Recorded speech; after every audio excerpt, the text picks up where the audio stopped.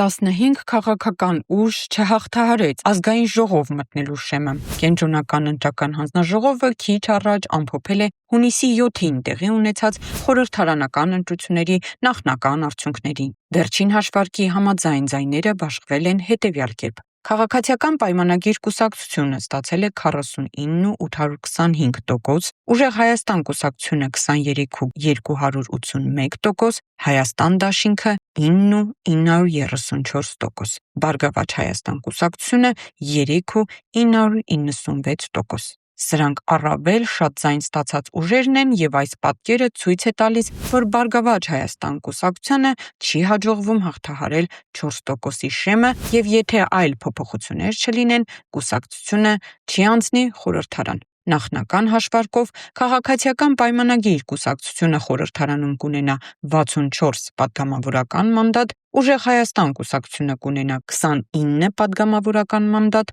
իսկ Հայաստան դաշինքը 12 պատգամավորական մանդատ։ Այսինքն 15 քաղաքական ուժի չի հաջողվել հաղթահարել խորհրդարան մտնելու սահմանված շեմը։